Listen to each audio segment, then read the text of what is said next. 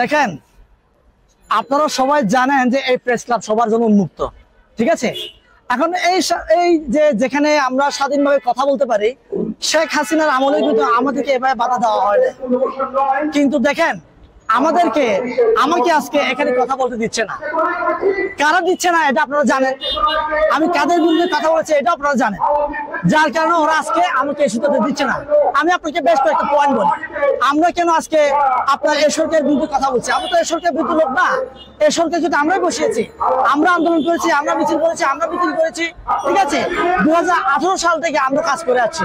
So আপনার বুঝতে হবে আমরা কাদের জন্য কথা বলছি। আমরা ভারতের বিরুদ্ধে কথা বলছি, আমরা শেখ হাসিনার বিরুদ্ধে কথা বলছি। আমরা তো কারো আপনার এই সরকারের বিরুদ্ধে কথা বলি নাই। আমরা বলছি কার বিরুদ্ধে? যারা শেখ হাসিনাকে পুনর্বাসনের চেষ্টা করছে, আমরা তার বিরুদ্ধে কথা বলছি। যারা আপনার ভারতের দাবিদারি করছে, আমরা তার বিরুদ্ধে কথা বলছি। এখানে যদি মনে করে থাকে যে আমাদেরকে দমিয়ে আমরা যারা ভারতের বিপক্ষে কথা বলি, আমাদেরকে দমিয়ে এরা পার পেয়ে যাবে, তাহলে ভুল করছে। আমি সাবধান হুঁশিয়ারি দিয়ে বলছি, ভাই ভারতের দাবিদারি করবেন না, আপনারা বাংলাদেশের পক্ষে কথা বলেন, বাংলাদেশের পাশে থাকেন। আওয়ামী লীগকে পুনর্বাসনের চেষ্টা করবেন না।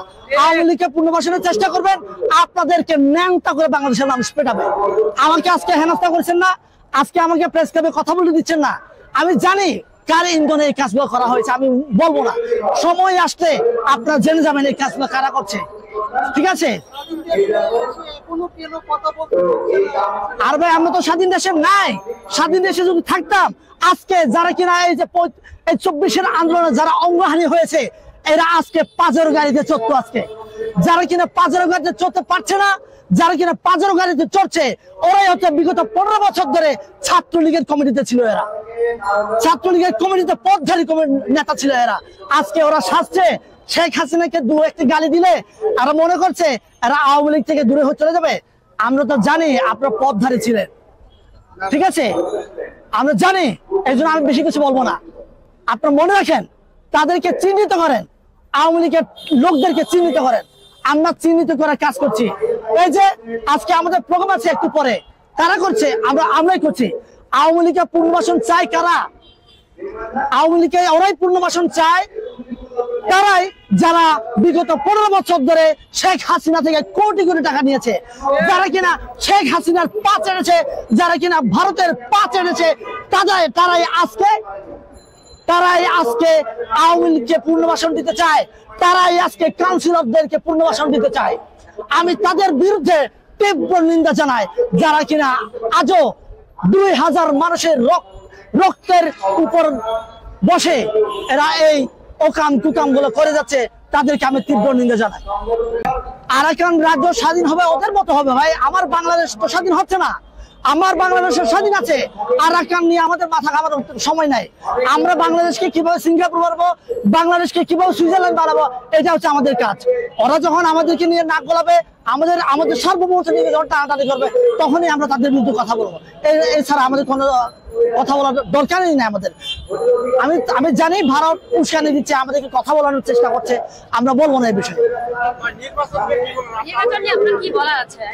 শুনেন, আমি মনে করছি কি নির্বাচন আগে হবে না পরে হবে, আমার এটা নিয়ে কোনো কথা নাই আমার। কিন্তু কথা হচ্ছে যখনই নির্বাচন হোক, যতদিন আপনার চেয়ারে থাকবেন, আমরা চাই বাংলাদেশের জন্য বিগত 15 বছর ধরে শেখ হাসিনা যা করেনি, এই 3 বছর হোক, 3 মাস হোক, 4 মাস হোক, বা 1 বছর হোক, 2 বছর হোক, যতদিন চেয়ারে বসবেন, বাংলাদেশের মানুষের জন্য এমন একটা কাজ করে যান, যাতে করে বিগত দিনগুলো আপনার 53 বছরে অনেক উপদেষ্টা আসছে, ঠিক আছে, আসে নাই, অনেক তত্ত্বাবধায়ক সরকার আসছে, কিন্তু ওরা ক্ষমতার চেয়ার থেকে যেদিন চলে গেছে, ওই দিনেই ওদেরকে বাংলাদেশ ছেড়ে পালাতে হয়েছে। আমি চাই না এই উপদেষ্টা পরিষদের একটা উপদেষ্টা বাংলাদেশের পালাতে হয় মতো। ওদেরকে ভালোবেসে বাংলাদেশের মানুষ আগলে রাখুক, এইরকম কাজ তাদের কাছ থেকে আমি চাই। বাংলাদেশের মিডিয়া, আমি মনে করছি আপনাদেরকে আরো মেরুদণ্ড সোজা করে শক্ত করতে হবে। কারণ ভারতের মিডিয়া যেভাবে আমাদের বাংলাদেশকে নিয়ে প্রপাগান্ডা ছড়াচ্ছে, আপনাদেরকে মনে হয় ভূমিকা রাখা উচিত বাংলাদেশের পক্ষে কথা বলার জন্য, যাতে করে আমাদের বাংলাদেশের যে ইমেজ ক্ষুণ্ণ আছে, এই ইমেজ ক্ষুণ্ণতার জায়গা থেকে যাতে করে আমরা ওরা যে আমাদেরকে ইমেজ ক্ষুণ্ণ করার চেষ্টা করছে, যাতে করে আমাদের মধ্য দিয়ে আমরা না আন্তর্জাতিক বিষয়কে আমরা জানাতে পারি না আমরা ঠিকই আছি, আমরা ভালো আছি।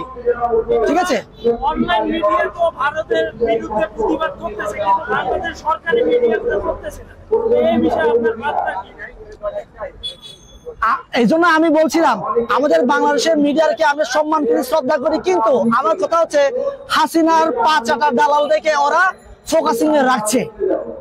যারা কিনা হাসিনাকে পা চাটতো ওদেরকে ফোকাসিং এ রাখছে, যারা হাসিনা বিরোধী কাজ করতো ওরা কেউ ফোকাসে নাই আজকে। আমি এই জন্য বলছি মিডিয়াকেও আপনার শুধরানো দরকার, আপনারা শুধরান ভাই, সময় আছে এখনো। বাংলাদেশের পক্ষে কথা বলেন, তাহলে বাংলাদেশের মানুষ আপনাদেরকে বুকে জোড়ায় নেবে। আপনারা জানেন যে বিডিআর বিদ্রোহ হয়েছে, বিডিআর বিদ্রোহ বলে আমি বলবো না বিডিআর বিদ্রোহ, আমি বলছি এটা বিডিআর হত্যাকাণ্ড হয়েছে, ন্যাক্কারজনক হত্যা হয়েছে, পরিকল্পিত হয়েছে। এই জন্য আমাদেরকে ভারতে ধরতে হবে, ভারতে না ধরলে আমাদের মুক্তি নাই। না না, আমরা আসলে আমাদের গণ অধিকার পরিষদের ব্যানার থেকে আমরা তীব্র নিন্দা জানিয়েছি যে এটা আপনার শেখ হাসিনার জন্য এবং ভারতের ইন্ধনে এই কাজটা হয় না। আমরা চাই যে বাংলাদেশের সত্যি আপনার বিচার হোক, যাতে করে একটা দৃষ্টান্ত তৈরি হতে পারে যে ভারত যদি আমাদেরকে আবার এরকম কাজ করে আমরা তাদের দোষরদেরকে আমরা এভাবে শাস্তি দিব। এটা একটা দৃষ্টান্ত হোক, দৃষ্টান্ত আমরা চাই। দৃষ্টান্ত চাওয়ার জন্য আমরা কমিশন, এমন লোকদেরকে নিয়ে কমিশন করা হোক যে যারা কিনা ভারতকে তীব্র ঘৃণা করে এবং ভারতের বিপক্ষে এবং আওয়ামী বিপক্ষে, এদেরকে দিয়ে আমি চাই প্রয়োজনে আলেম ওলামাদেরকে দিয়ে, যারা কিনা 15 বছরের নির্যাতন নিপীড়ন চালিয়েছে ওই আলেম ওলামাদের দিয়ে এই কমিশন গঠন করা হোক। আসলে স্বাধীন আমরা করেছি, স্বাধীন ওদের না। আমাদের মুখ খুলে কথা বলতে হবে, ঠিক আছে, মুখ খুলে কথা হবে। আমি এই জন্য বললাম মেরুদণ্ড সোজা করতে হবে, আমাদের প্রত্যেকে মেরুদণ্ড সোজা করেন, দেখবেন যে ওরা অনেক কথা সব চুপ হয়ে গেছে। ধন্যবাদ দাদা। ভারত যে কথাটি বলছে যে 16 ডিসেম্বরে উনাদের স্বাধীনতা, হ্যাঁ স্বাধীনতা, এটা আমরা মাইনে নেই। 16 ডিসেম্বরে দেশ স্বাধীন আমাদের কাছে হয় নাই, কারণ মাওলানা ভাসানী বলে গেছে যে ভারতীয় সুরেরা কাগজ, ছাতা, জুতা, বই, খাতা, কলম সবই তারা নিয়ে গেছে। ঠিক আছে, তাই আমি এই প্রশ্নের উত্তর দিতে চাই। স্বাধীনতা যুদ্ধের নেতৃত্ব দানকারী বলে দাবিদার আওয়ামী লীগের কেন্দ্রীয় নেতারা কেউই স্বাধীনতা যুদ্ধে নিজের হাতে অস্ত্র তুলে নেননি, নিজেদের জীবন বলিদান করেননি, এমনকি যুদ্ধে সরাসরি অংশগ্রহণ করেননি। ভারত চেয়েছিল পাকিস্তান, পূর্ব পাকিস্তান ভেঙে দিবে, অর্থাৎ তারা সঠিক কাজ করে ভাঙছে রয়ের মাধ্যমে। অর্থাৎ আমরা এখন বর্তমানে বলতে চাই যে ভারতকে আমরা ছাড় দেব না, ভারতকে আমরা ছাড় দেব না। এখন যদি আমরা ভারতকে ছাড় দেই তাহলে ভবিষ্যতে জহির রায়হানের মতো আমাদের গুম হতে হবে, চৌধুরী আলম, তারপরে বিএনপি নেতা ইলিয়াস আলীর মতো গুম হতে হবে, হাজারো লাখো মায়ের কুল খালি করবে ভারতীয় র।